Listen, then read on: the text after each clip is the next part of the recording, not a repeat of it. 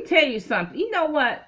The white man, or whether Jew or Gentiles, these white men that are puppet masters of the world system, they are so busy bullying blacks that they have forgotten to bully the other minorities, the Indians, the Asians, the Filipinos, the Asians. They have forgotten to bully them because they are so busy bullying blacks. Let me tell you about a bully. A bully is a bully to the day they die. Period. I've dealt with bullies all of my life, unfortunately. They are bullies till the end. Till the end. They are bullies. A bully is a bully to the day they die. I do research on bullies that I knew from years ago, and you know what? They still cotton picking bullies. They passing that mess on to their children.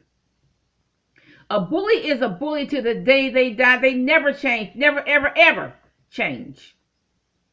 The white man is so busy bullying the blacks that he's forgetting to bully the Indians, the Pakistanis, the Arabs that are over here, the Mexicans, the Asians. No, his target is the black man. And in the midst of him bullying the black man, okay, and not bullying all these other ethnic groups, all these other ethnic groups have bypassed the white man. Okay? When the government shutdown happened, I only saw one Asian that was even affected. One. None of the Asians were affected. None of the Indians were affected. It was only blacks and stupid whites that were affected. Stupid blacks and stupid whites that were affected by the government shutdown. The Asians were not affected. Arabs were not. Indians were not. Filipinos were not. In fact, I only saw one Asian that was affected. I have probably tens of thousands affected by the government shutdown. And now the Mexicans are just about richer than the white man. They got better cars than the white man. They bind up all of the real estate. Whether they're legal or not, they bind up all these other ethnic groups are richer than the white man. Because, see, the white man keeps his foot on the black man's neck, and he forgot he doesn't have enough feet to keep his foot on the neck of all these other ethnic groups. The Indians and the Asians and the Filipinos and the Arabs. He doesn't have enough feet for that. He only has 2 feet. So he keeps one foot on the ground and then the other foot on the black man's neck. But in the meantime, he can't put his foot on all these other ethnic groups. So these other ethnic groups are passing the white man. Bypassing the white man. And passing them up economically. They're eating better than the white man. They drive better cars than the white man. I see this. I'm in the mud and mire of human behavior. Okay, these other ethnic groups got the franchises. They own the franchises, a whole lot of them. They got more money than the white man has. They got the money to buy a franchise. Okay, and the white man doesn't. Why? Because the white man is so busy putting his foot on the neck of the black man that he cannot put his foot on the neck of all these other ethnic groups. It's too many ethnic groups for him to put his foot on.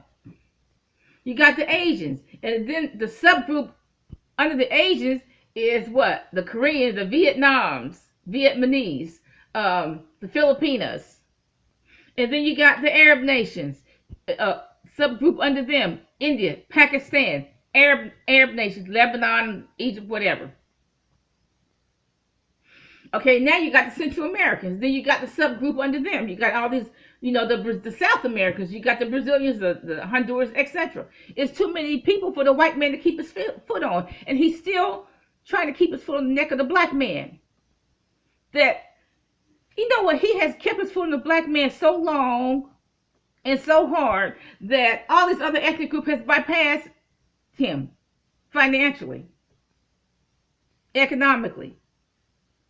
But that's what happens when you keep your foot on somebody else's neck. You're not going to make any progress because you got to keep your foot on that person's neck. So you're not going to make any progress. You're not going to go to the right nor the left because you got to keep your foot on this person's neck. So you ain't going to go nowhere either. But you have to look up the Willie Lynch letter.